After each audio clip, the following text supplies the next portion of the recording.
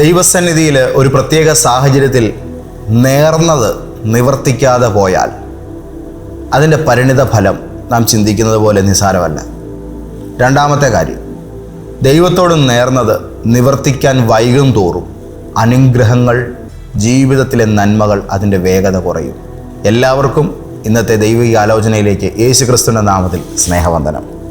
ദൈവസന്നിധിയിൽ എടുത്ത ഒരു തീരുമാനമോ സഹിക്കാൻ വയ്യാത്തൊരു സാഹചര്യത്തിലൂടെ നാം കടന്നു പോയപ്പോൾ നാം ദൈവത്തോട് ചെയ്ത ഉടമ്പടിയോ അമിതമായ സന്തോഷമുണ്ടായൊരു സമയത്ത് കർത്താവെ ഞാൻ ഇത് ചെയ്യും എന്ന നിലയിൽ നാം ദൈവത്തോട് പറഞ്ഞ കാര്യമോ പിന്നീട് നമ്മൾ മറന്നു പോകുകയും ഞാൻ ഇങ്ങനെ ഒന്നും പറഞ്ഞിട്ട് പോലും ഇല്ലായേ എന്ന നിലയിൽ മനുഷ്യരോട് വാക്ക് പറഞ്ഞതുപോലെ ദൈവത്തോട് വാക്ക് പറഞ്ഞിട്ട് അത് മറന്നു നടന്നു കളയുകയും ചെയ്യുമ്പോൾ ആ വാക്ക് നമ്മളെ വല്ലാതെ പിന്നാലെ വന്ന് പിടികൂടുന്ന ഒരു സമയം വരും. ദൈവസന്നിധിയിൽ നേർന്നത് നിവർത്തിക്കാതെ പോകുന്നതിൻ്റെ പുറകിലുള്ളതായ ഭവിഷ്യത്തുകളെക്കുറിച്ചൊന്ന് പറഞ്ഞിട്ട് നമ്മുടെ നേർച്ചകളെ അവൻ്റെ സകല ഭക്തന്മാരും കാണുക കഴിക്കാൻ തക്ക വിധം നമുക്ക് ഇന്ന് രാവിലെ തയ്യാറാകാം.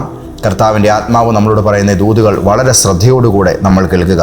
ഒന്നാമത്തെ കാര്യം, നാം ഇത് ചെയ്യാതെ പോയാൽ ദൈവവുമായി നാം ചെയ്ത ഒരു ആത്മീക ഉടമ്പടിയുടെ ലംഘനമായിട്ടാണ് ഇത് ദൈവസന്നിധിയിൽ നമ്മുടെ അക്കൗണ്ടിൽ നമ്മൾ തന്നെ എഴുതുന്നത്. ഇത് ദൈവം ചെയ്തതല്ല, സാത്താൻ ചെയ്തതല്ല, നമ്മൾ തന്നെ ചെയ്തതാണ്.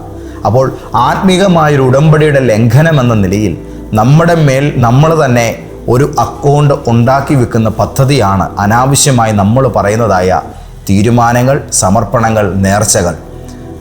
വേണ്ടാത്ത നേരത്ത് പ്രതിഷ്ഠിക്കരുത്. ആവശ്യമില്ലാത്ത തീരുമാനങ്ങൾ ചുമ്മാ ദൈവസന്നിധിയിൽ വിളിച്ചു പറയരുത്. പ്രാർത്ഥന പോലും വളരെ ശ്രദ്ധയോടുകൂടെ തന്നെ ആയിരിക്കണമെന്ന് തറപ്പിച്ചു പറയുകയാണ് കർത്താവിൻ്റെ വചനം.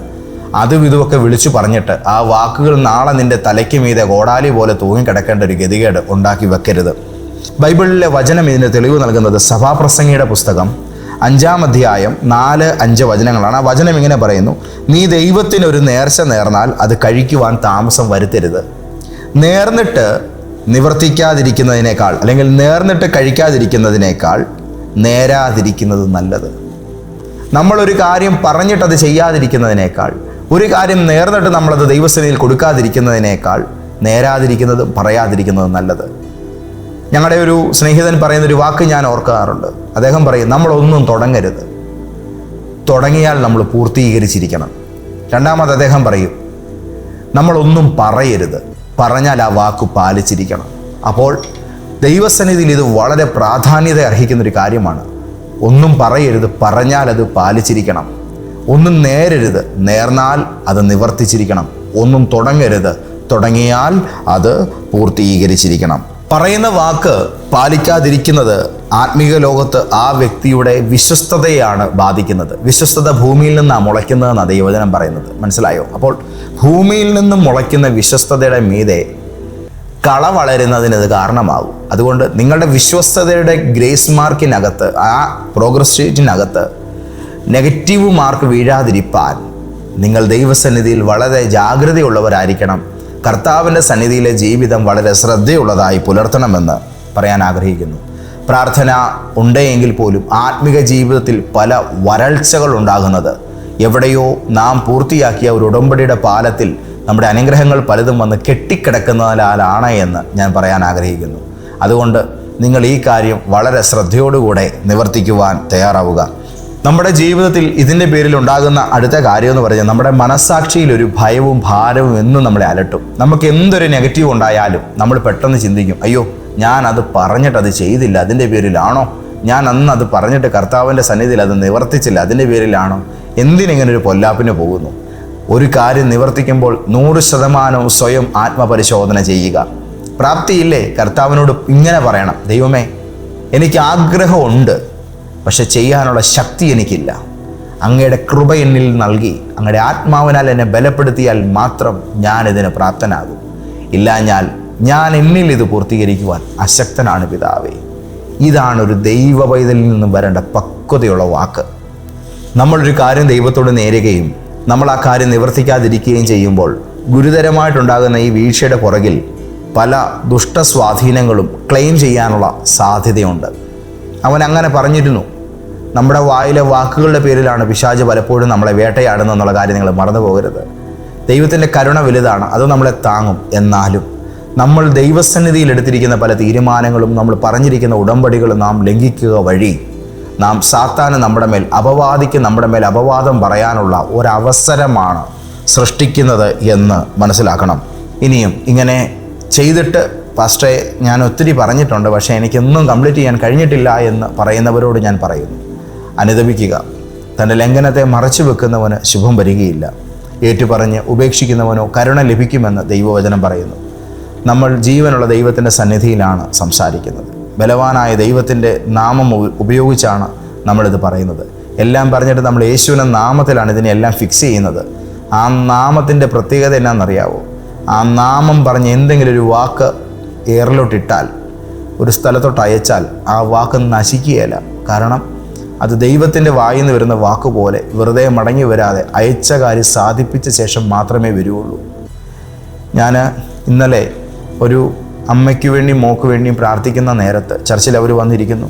അവരോട് സംസാരിക്കുന്ന സമയത്ത് +2 പഠിക്കുന്ന സമയം മുതൽ ആ കുഞ്ഞിനുണ്ടായ ഒരു വിഷമത്തെക്കുറിച്ച് അമ്മ പറയുമ്പോൾ ഇവരങ്ങ് ഒരു പരിധിയില്ലാതെ അങ്ങ് സംസാരിക്കുക. അവരങ്ങനെ ചെയ്തു, ഇവരിങ്ങനെ ചെയ്തു, അതാണ് ഇതാണ് അങ്ങനാണ് ഇങ്ങനാണ്, ഇവളത് ചെയ്യില്ല. ഞാൻ ആ സ്ത്രീയോട് പറഞ്ഞു, ഒരു കത്തി എടുത്ത് നിങ്ങൾ സ്വയം നിങ്ങളുടെ കൈ ഇങ്ങനെ പോറത്തില്ല പാസ്റ്ററെ. ഒരു ഒരു ഒരു ഒരു മുട്ടസൂചി എടുത്ത് നിങ്ങൾ സ്വയം ഇങ്ങനെ കയ്യെ കുത്തത്തില്ല. എന്നാൽ നിങ്ങളുടെ നാക്കിങ്ങനെ വെറുതെ ഇട്ട് ഈ അടിക്കുന്ന പരിപാടി നിർത്താൻ പറഞ്ഞു.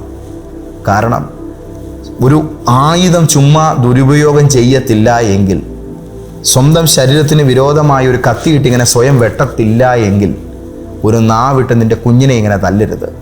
സ്വന്തം നാക്കുകൊണ്ട് സ്വന്തം ജീവിതത്തെ ഇങ്ങനെ അതും ഇതും പറഞ്ഞ് വെറുപ്പിക്കരുത്. ജീവിതത്തിൽ ഒരിക്കലും ഗതി പിടിക്കുകയില്ല. നിങ്ങൾ ദൈവസന്നിധിയിലാണ് ഇരിക്കുന്നത്. ഇവിടെ ഇരുന്ന് പറയുന്ന വാക്കുകൾ അക്കൗണ്ടബിളാണ്, കൃത്യം കണക്കുള്ള വാക്കുകളാണ്. ഓരോ വാക്കും സൂക്ഷ്മതയോടുകൂടെ തന്നെ ഉപയോഗിക്കപ്പെടേണ്ടതാണ്.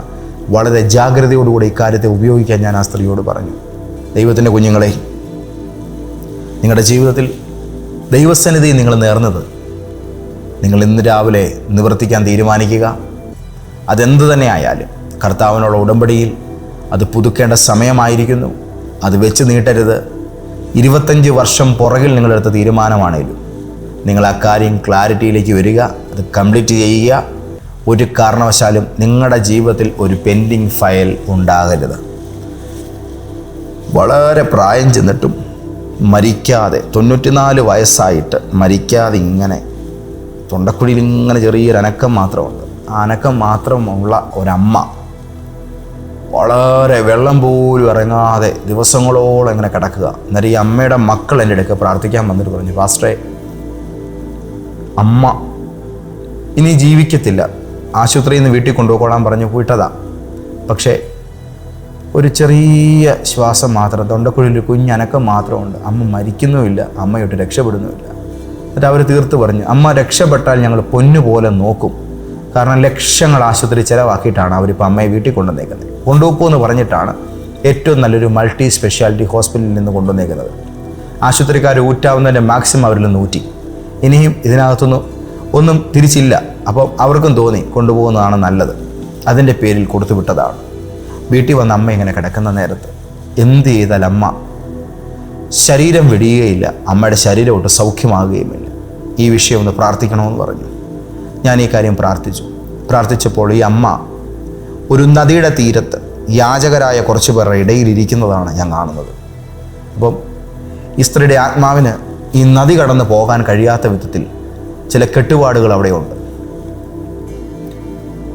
ആ മേഖലയുമായി ബന്ധപ്പെട്ട് ഇവർക്കുള്ള ദോഷം, ഇവരുടെ കണക്ക് ഇവർ ക്ലിയർ ചെയ്യാതെ ഈ കാര്യത്തിന് നടപടിയാകുകയില്ലെന്ന് വ്യക്തമായിട്ട് എനിക്ക് ബോധ്യപ്പെട്ടതുകൊണ്ട്